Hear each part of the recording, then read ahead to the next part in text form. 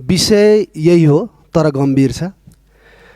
म एउटै मात्रै निवेदन गर्न चाहन्छु, नेपाली कांग्रेस यो संसद अवरुद्ध गर्न चाहने पार्टी पनि होइन। यो संसदीय परम्परा र यसलाई प्रारम्भ गर्ने पहिलो पार्टी, संस्थापक पार्टी पनि हो।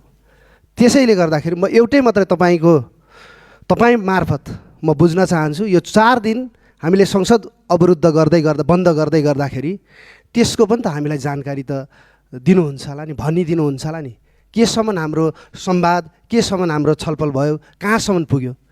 किनभने हामीले धेरै विषयमा गम्भीर छलफल गर्न बाँकी नै छ। एक त संसद प्रारम्भ हुँदैखेरि ढिलो प्रारम्भ भएको छ, त्यसमाथि हामीसँग समय छैन।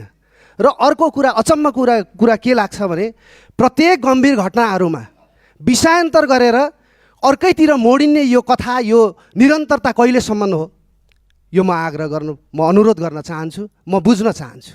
होइन, यसले कहाँ पुर्याउने हो? साँच्चीकै हाम्रो समस्याहरूलाई खोजी गरिएन भनेदेखि संसदले निकास दिन्छ कि दिँदैन त?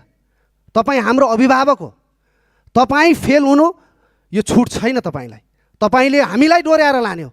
बरु हाम्रा साना साना कमजोरीहरू हुन सक्छन्, त्यो हामीबाट सच्याउन सकिन्छ होला, तर तपाईँहरूबाट त्यो छुट छैन, तपाईँहरूलाई छुट छैन। त्यसै कारणले गर्दाखेरि प्रधानमन्त्रीज्यूले 19 गते दिनुभएको त्यो रोस्टममा बसेर दिनुभएको अभिव्यक्ति अत्यन्तै घोर भत्सना गर्छ नेपाली कांग्रेस।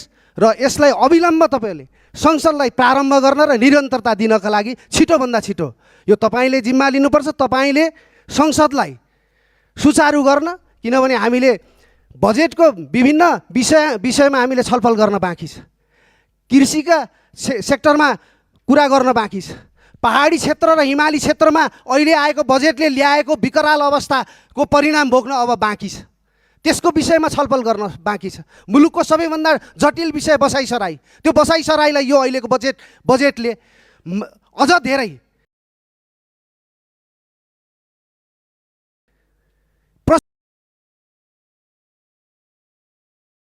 प्रश्रय दिएको छ।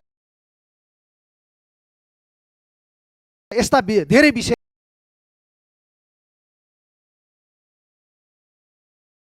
दिएको छ, यस्ता धेरै विषयहरू छन्